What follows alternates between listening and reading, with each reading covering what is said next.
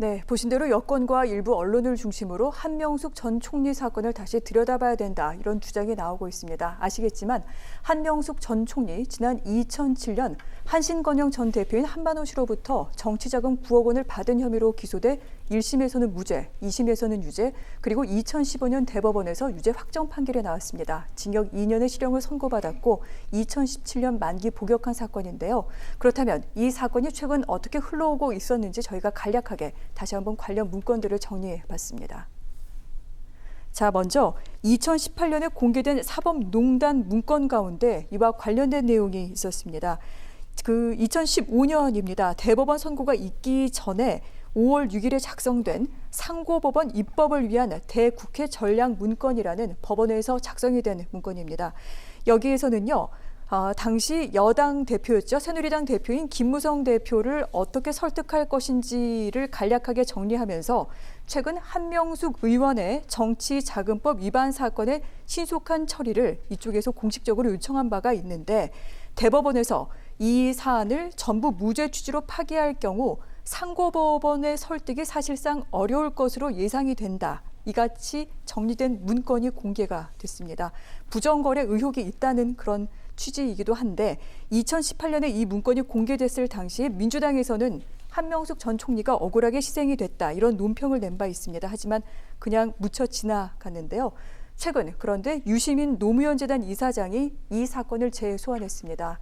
MBC 라디오 인터뷰를 통해서 지난 4월 3일에 한 발언 가운데 당시 채널A 기자와 검찰 간의 유착 의혹이 제기된 바 있었죠. 유시민 이사장의 비위를 캐기 위해서 검찰에 수감되어 있는 그 피의자를 협박한 그런 내용이 있다, 이제 이런 얘기를 하면서 죄수가 의자에 돈을 놓고 나왔다, 또는 트렁크에 돈 실어줬다, 이렇게 말하면 한명숙처럼 딱 엮여 들어가게 되는 것이다. 이 한명숙 전 총리 재판 당시 1심에서 곽영욱 대한통운사장이 정치자금을 한 총리에게 제공을 했다라고 했는데, 이 진술이 계속해서 번복이 되면서 결국은 의자에 돈 놓고 나왔다까지 나왔죠. 당시 의자가 그럼 뇌물을 받은 것이냐, 이런 얘기까지 나오면서 한 전 총리에게는 무죄가 선고된 바 있습니다. 1심에서 이제 이 사건을 거론을 했는데, 그리고 이제 직격탄은 지난 5월 14일에 뉴스타파의 보도이기도 합니다. 고 한만호 씨, 계속해서 말씀드린 한 전 총리에게 정치 자금을 준 혐의를 받고 있는 인물인데 자필 비망록이 새롭게 좀 조명이 됐습니다. 한 전 총리가 그래서 억울한 것이 아니냐, 이런 의문이 좀 커지고 있는데, 여기에서 이 한 전 총리에게 돈을 준 적이 없다라고 한만호 씨가 검찰에서 했던 돈을 줬다는 진술을 1심 법정에다가 번복을 했습니다. 이 진술을 거짓으로 몰기 위해서 검찰이 증인들의 진술을 조작했다, 이런 보도까지 뉴스타파에서 후속 보도로 내놓은 것입니다. 어떤 내용이냐 하면, 이 검찰이 한만호 씨의 동료 수감자들이 있었습니다. 당시 이 같은 구치소죠. 구치소에 수감돼 있던 2명을 반격 카드로 내세웠는데 뉴스타파가 다른 인물 1명을 더 만났습니다. 당시 구치소 같은 방에는 이 수감자가 3명이 있었고, 이 가운데 2명이 이제 법정에 나와서 진술을 했는데, 법정에 서지 않은 나머지 1명의 이야기를 들은 것이죠. 경제사범 H씨로 알려졌는데, 이 사람의 주장을 저희가 CG로 간략하게 좀 준비를 했습니다. 함께 들어보시죠. 법정에 산 내용들이 있잖아요. 진술한 부분. 그건 다 거짓이죠. 이미 사전에 다 말을 맞추고 연습한 내용들이었어요. 말이 틀리니까. 그래서 말을 거기서 같이 맞춰요. 검찰에 가서 전화 사용하고 먹을 거 먹고, 그리고 처하고 애기들 가족연애 자유롭게 하고, 아들 주식 산 부분으로 인해서 협박 아닌 협박까지 하더라고. 하면서 저도 종용하는데 도저히 안 되겠더라고. 조카가 사오고 윤이라는 직원이 한 7, 8번 사오고, 사심이 수육, 족발, 그리고 담배 이런 것들. 이 부분은 뭐냐면요, 제가 근거를 남기기 위해서 얘네들 검사들, 대장들, 그리고 우리들 다시 먹는 용어로 한 10인분씩 그렇게 사오라고 해서 계속 먹였어요. 한두 번이 아니라 여러 번에 걸쳐서. 네, H씨의 증언을 다시 한번 정리해드리면, 가족들까지 동원해서 검찰이 자신들에게 이 한만호 씨가 그 구치소 안에서 한명수 총리에게 돈을 줬다고 얘기했다라는 사실을 얘기해라. 이렇게 해서 계속해서 진술을 강요했다는 것입니다. 그러면서 자신은 이 부분에 대한 증거를 남기기 위해서 뭐 그때 불렀던 가족들을 시켜서 다 같이 먹을 수 있는 음식을 주문을 했고, 이것이 검찰에서는 각각 별도로 진술을 받았다라고 얘기지만 한 방에서 함께 식사를 했다라는 점을 증거로 내세우고 있기도 합니다. 물론 검찰은 이 부분에 대해서 사실이 아니라고 얘기를 하면서 검증하고 난 뒤 보도해라 이렇게 얘기하고 있는 사안입니다. 일단 한명숙 전 총리의 사건과는 별개로 이번 보도의 신빙성을 어떻게 보시는지 이 부분부터 두 분의 의견을 좀 듣고자 합니다.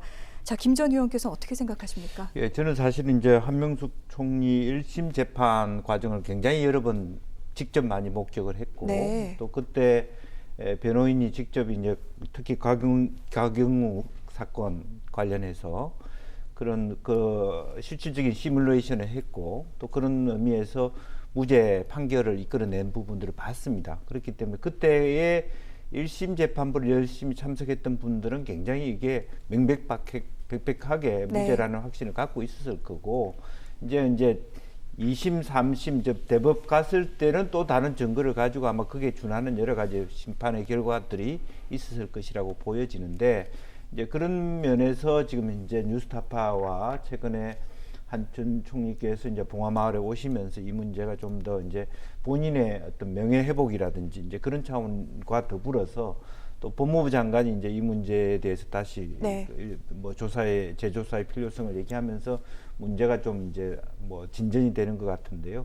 우선은 결론부터 얘기를 하자면 새로운 증거가 나오기 전까지는 이게 결과적으로는 이 그 국가의 재판 결과가 뒤집어질 가능성이 그렇게 높지는 않아요. 네. 그럼에도 불구하고 말하자면 당시에 상고법원과 관련된 일을 하면서 정치권과의 어떤 딜을 했을 때 한 총리가 희생양이 된 부분은 또 그 부분대로 다시 한번 어떤 정치권이 문제 삼을 가능성은 저는 있다라고 네. 보여지는데, 이제 그런 의미에서의 어떤 앞으로의 어떤 사항들이 지금 그 말하자면 그 당시에 같이 방에 있었던 재수의 이야기를 통해서 드러나고 있습니다만은, 이제 일각에서는 그분도 사실은 뭐 재수이기 때문에 얼마나 신뢰할 수 있는지에 네. 대한 뭐 문제가 있을 거고, 또 뉴스타파 같은 곳에서 계속 그런 데 대한 검찰의 공방에 대한 재공방이 어느 정도까지 가느냐에 따라서 아마 이 이야기가 진전이 있을지 없을지 좀 더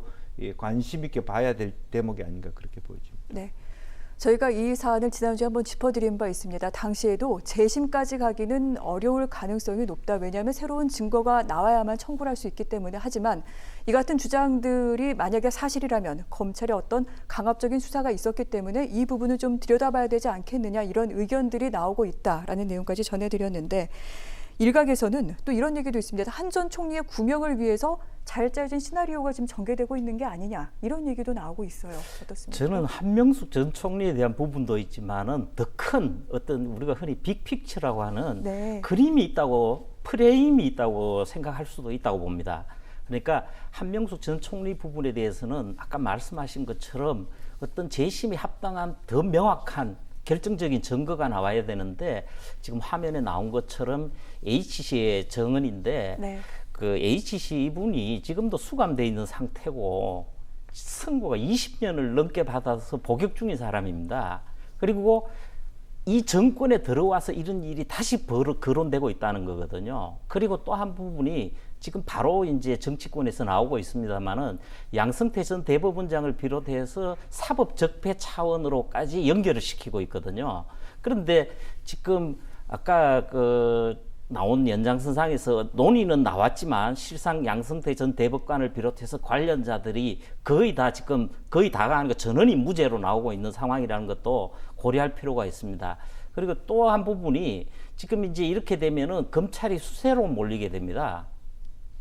생각하기에 따라서는 검찰 재갈 물리기가 될 수가 있습니다. 네. 그러면서 대안으로 자연스럽게 거론되는 게 공수처가 자꾸 기정사실화 되거든요. 그렇게 해서 1호 수사의 대상이 된다, 이런 차원으로 해가지고 폭넓게 가는 것 같아요. 그리고 이 전체의 그림의 공통분모는 적폐청산인데, 이 적폐청산이라는 거는 네. 뭐 제 입장에서 볼 때는 정치 보복을 가지고 있고 또 그에 따라서 정치적 해석을 나올 수 있는 충분한 여지를 가지고 있기 때문에 오히려 이 부분이 어떤 국론 분열, 네. 또 우리 정치권 자체의 갈등을 야기하는 부분이 아니냐 이런 점도 분명히 생각을 해야 됩니다. 네. 방금 어떤 그 정치적인 의도가 있는 것이 아니냐 이런 부분도 봐야 된다라고 얘기를 하셨는데요. 이미 여야 정쟁이 벌어지고 있는 중입니다. 여권에서는 재조사해야 된다 이 필요성을 제기하고 있고요. 야권에서는 발끈하는 양상입니다.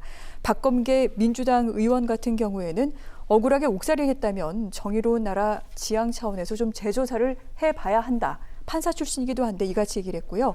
열린민주당의 최강욱 대표 같은 경우에는 수사 당연히 해야 한다. 직권남용까지는 아닐지 모르겠으나 모해위증죄 공소시효가 남아있다. 즉 검찰의 모해위증죄 공소시효가 남아있는 만큼 공수처의 수사 대상이다. 이런 부분을 거론하기도 했습니다. 이에 대해 권은희 국민의당 당선인 같은 경우에는요. 지난 이제 법사위원회에서 얘기한 발언인데 법원 재판 기능에 대한 부정을 국회의원이 제기하는 것이냐라며 반론을 제기하기도 했습니다. 말씀드린 대로 한명숙 전 총리 사건은 대법원 판결이 끝난 사건입니다. 그리고 핵심 인물이죠. 이 비망록을 작성한 한만호 씨 이미 작고한 상황입니다. 그리고 뭐 지적하신 대로 동료 수감자인 H씨의 증언이 어디까지 받아들여질지 이 부분도 의문이긴 합니다만 그럼에도 불구하고 여권에서는 재조사를 계속해서 얘기하고 있습니다.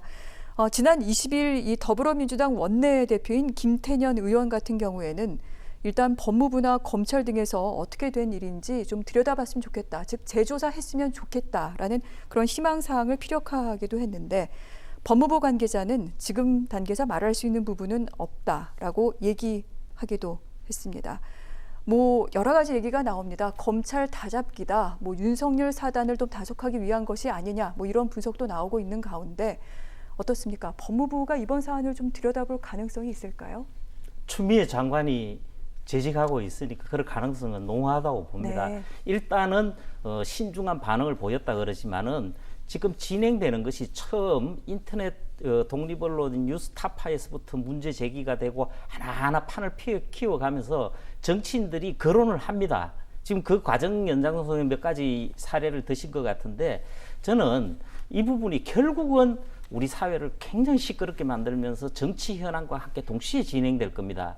그래서 사실 다시 한 번 더 말씀드리지만은 네. 사법부 양승태 전 대법원장을 비롯해서 사법부에 대해서 그 불신에 기반한 또 그리고 그의 연장선상에서 검찰 개혁까지 밀어붙이면서 지금 문재인 정권의 어떤 지배력 강화 이 네. 차원에서도 얼마든지 볼 수 있는 겁니다.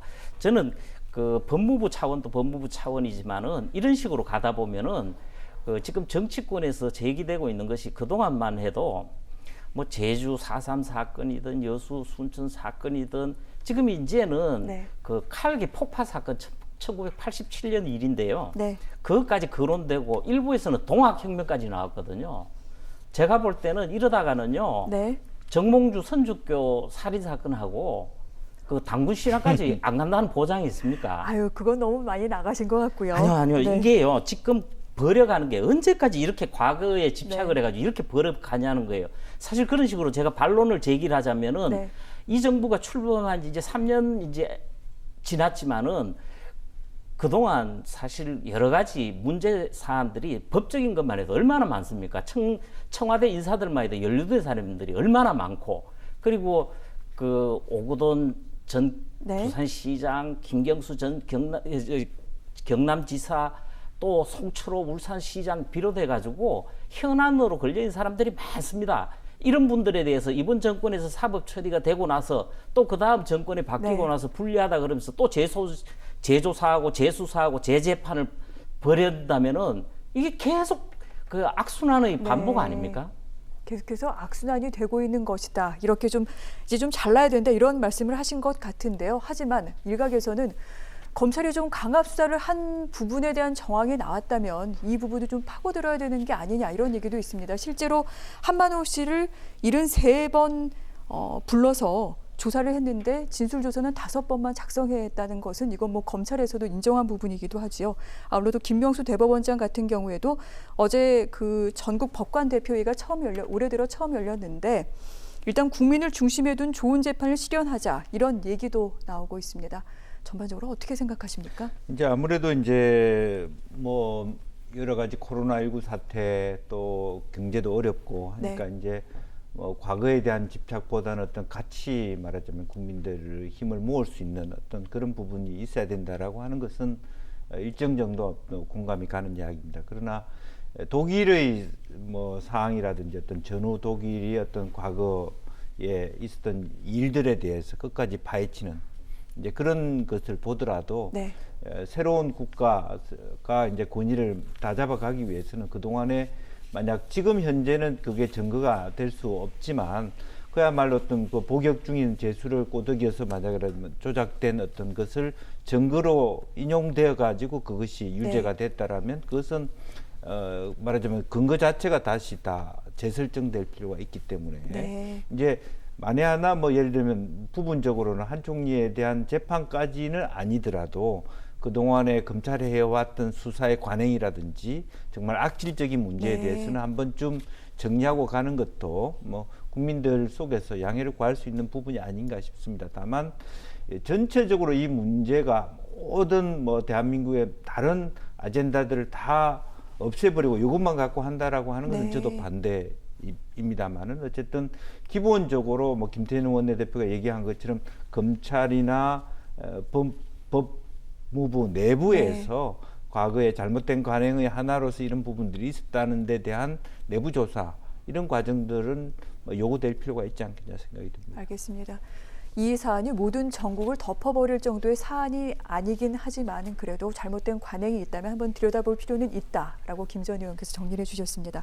그런데 현 전 의원께서 말씀하셨습니다만 이 과거사와 관련된 여당의 발언은 이것이 처음이 아닙니다. 예를 들어 뭐 말씀하셨다시피 칼 858기 폭탄 테러 사건, 지난 87년에 있었던 북한의 소행으로 결론이 내려진 이 사건인데 얼마 전 미얀마 앞바다에서 이 동체로 추정되는 물체가 발견이 됐죠. 그래서 우리나라와 지금 미얀마 정부가 조사를 협의하고 있는 중인데 서른 민주당 최고위원 한 방송과의 인터뷰에서 좀 새롭게 다시 좀 조사를 해봐야 될 것 같다라고 얘기를 한 바 있습니다. 또 이 동작을 민주당 당선인인 이수진 당선인 지난 24일 현충원 역사 바로 세우기 행사가 있었는데 좀 역사를 바로 세우기 위해서 현충원에서 친일파를 파묘해야 된다. 이 관련 법안을 추진하겠다. 이런 얘기를 하기도 했습니다.